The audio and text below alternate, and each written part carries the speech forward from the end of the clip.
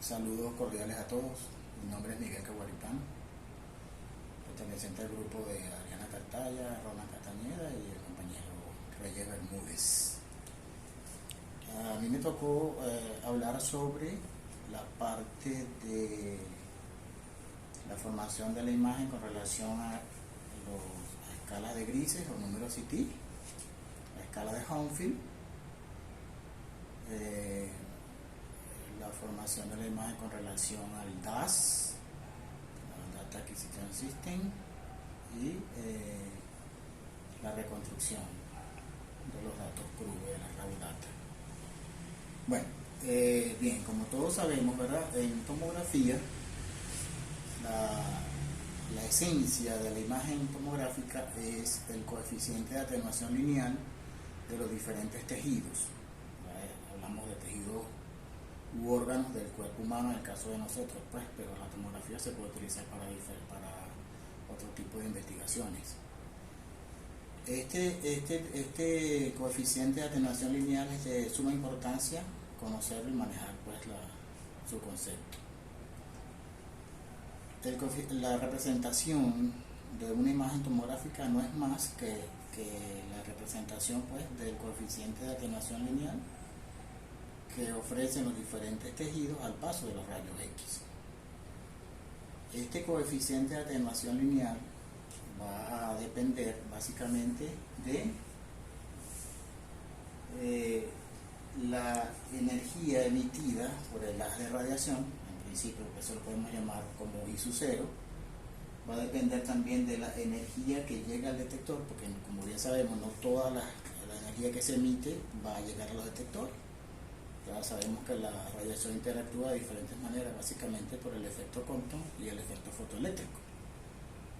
Entonces, para definir el concepto de coeficiente de atenuación lineal, podemos decir que hay una energía, ¿verdad?, que es la energía, vamos a decir, incidente, o la energía emitida. Esa energía va a interactuar, va a pasar algunas, otras van a no llegar a los detectores, y esa energía que llega al detector es la que van a representar, pues, lo que se va a medir. Es una medición, una cuantificación de esa energía que luego se va a transformar en bits, que luego van a ser representados en la pantalla. Ahora bien, como bien sabemos, ¿verdad?, existe también en todos los materiales un espesor o una densidad. Ese espesor y esa densidad está también en dependencia hacia el coeficiente de atenuación lineal. Muy bien. Ahora, para expresar matemáticamente el coeficiente de atenuación lineal hay una fórmula matemática, una fórmula matemática, vamos a decir, avanzada, ¿verdad?, que es la ley de Lambert-Beer. Esta ley, la ley de Lambert-Beer, relaciona el coeficiente de atenuación lineal con lo que le estoy diciendo, es decir, con la energía transmitida, la energía incidente y el espesor del material. La podemos ver aquí en este esquema que hice acá, donde decimos que el coeficiente de atenuación lineal es el logaritmo natural de la energía incidente sobre la energía que llega a los detectores entre el espesor del tejido u órgano que se está tomografiando. También debemos decir que el coeficiente de atenuación lineal va a depender del número atómico de ese material u órgano, va a depender, como le estoy diciendo, de la densidad del tejido y de esa energía incidente. Todo este proceso que yo les estoy diciendo se llama atenuación de los rayos X al paso por los tejidos. Y esa atenuación, como les dije al principio, va a depender del efecto fotoeléctrico y el efecto Compton, que ya hemos estudiado anteriormente. Estos fotones pueden ser, como les dije, absorbidos, detenidos, o pueden pasar a los detectores. Gracias a estas dependencias, a estas interdependencias entre las energías, las densidades, es que nosotros podemos distinguir los diferentes o distintos materiales que atraviesan los rayos X y mediante esa distinción cuantificarlos mediante los algoritmos de reconstrucción de las máquinas, de la computadora, cuantificarlos y medirlos, digamos, en lo que son los píxeles y representarlos en la matriz de imagen, pues que al final es lo que queremos ver. Muy bien. Ahora bien, al principio, cuando se descubrió la tomografía, ¿verdad?, por el ingeniero Humphrey y McCormack, se estableció una escala, vamos a decir, una escala determinada pues por las necesidades de estudiar los coeficientes de atenuación, y esa escala, vamos a decir, fue hecha de manera arbitraria, pues, estableciendo unos valores a los coeficientes de atenuación de forma arbitraria, de manera que se pudieran manejar para la tomografía. Esta escala o estas unidades Humphrey son lo que nosotros llamamos números CT. En principio, los números CT pueden ser infinitos, pero como les digo, pues se estableció esa relación para el estudio de la tomografía desde el punto de vista médico arbitrariamente. Se escogió como factor de partida el coeficiente de atenuación del agua, estableciéndole un valor de 0.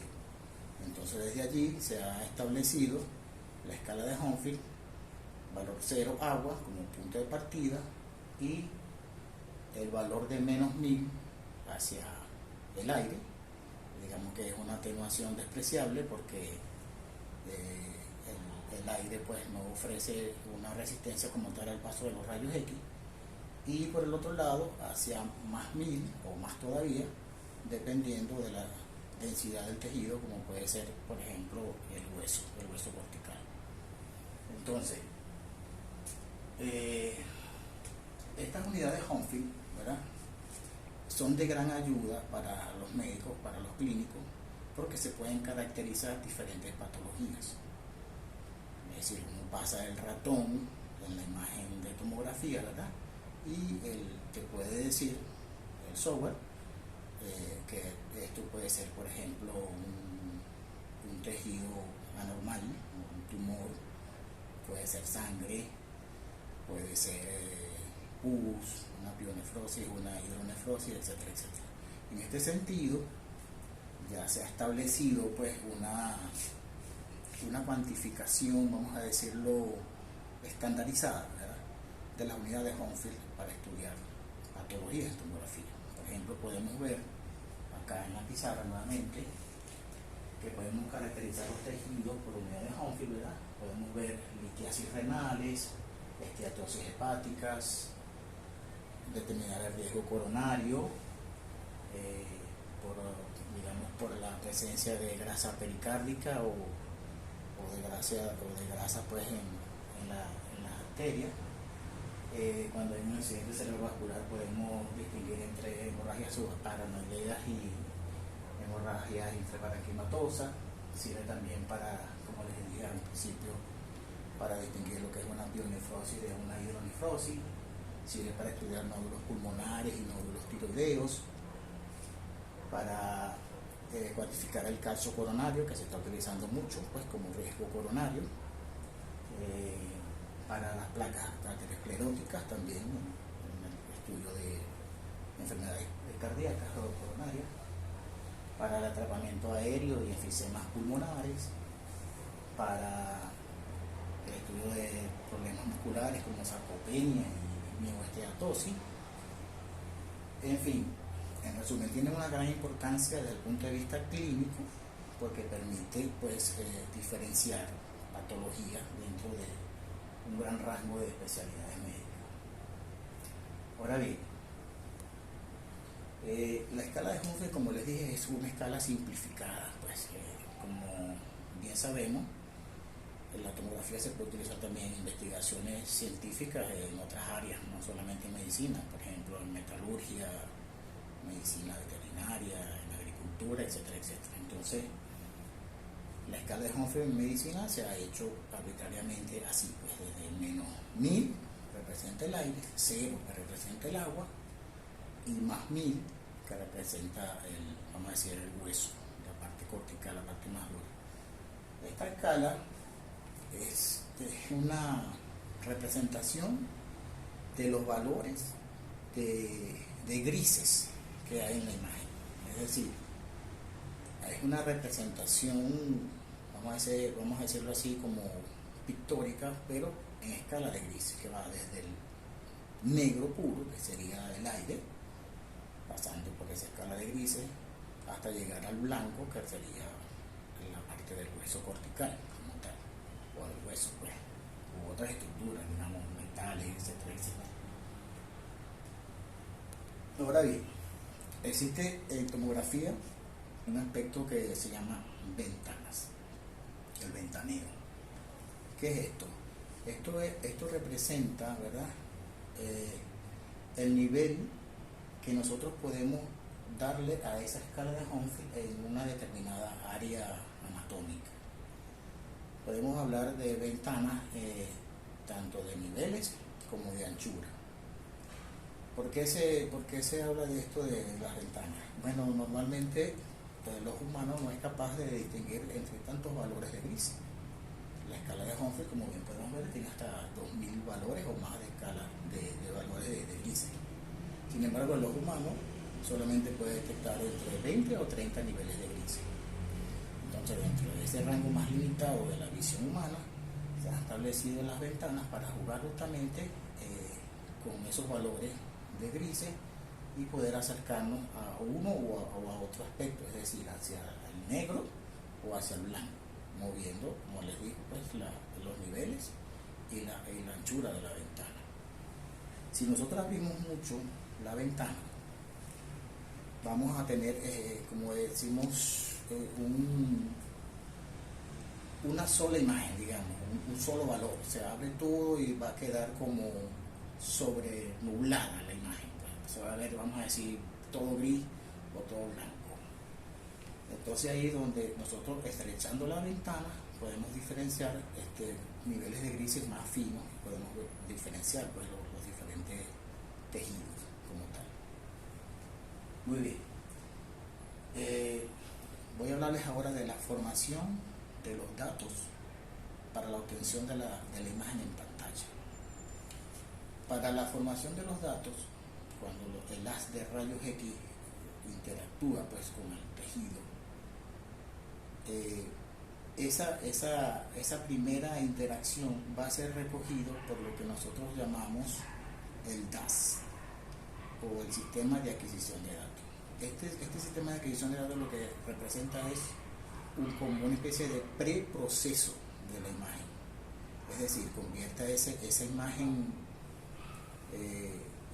esos datos crudos, ¿verdad?, los lleva hacia la unidad de procesamiento de la computadora, el CPU, y allí el CPU, pues, va a encargarse de hacer los procesamientos mediante los algoritmos de transformación de la imagen, y luego de ese procesamiento es que vamos a hablar de la imagen como tal, o sea, los datos de la imagen, que son los que vamos a representar en pantalla mediante los píxeles. Entonces, este proceso, pues, del paso de los rayos X a través de la estructura, recogido por el DAS, que sería el sistema electrónico, pues, que hace posible la cuantificación de los bits y todo lo que es la cuantificación de la imagen, de la información biológica, para pasarlo a un formato digital. Va a pasar, como les dije, de ese preproceso, que significa el DAS, al CPU, donde esos datos que son crudos, el CPU los va a transformar en imagen mediante los algoritmos de reconstrucción de las imágenes. Esta raw data, una vez que es transformada, pues, en imagen data,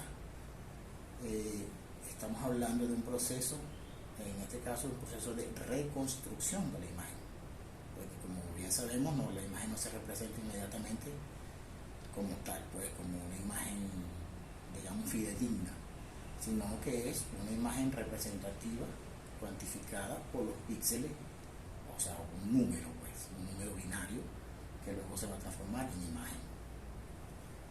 Esta característica de reconstrucción es propia de cada tomógrafo, pues, y está, digamos, limitada por las características de cada equipo, ¿no? Es decir, las de rayos X, los números de detectores, las distancias que hay entre los diferentes detectores, las filas, etcétera, etcétera. Pero en sí, lo que quiero expresar es eso, pues que para la formación de la imagen se recoge primero la información biológica, pues, en forma de bits, mediante el DAS. Luego el DAS pasa esa información, digamos, ya transformada en información digital, en bits, hacia el CPU o a los procesadores. Estos hacen la reconstrucción mediante los algoritmos y luego se va a presentar la imagen en pantalla. Bueno, eso es todo por la parte que me corresponde. Y bueno, muchas gracias por todo y estamos pendientes, pues, para las próximas intervenciones. Gracias.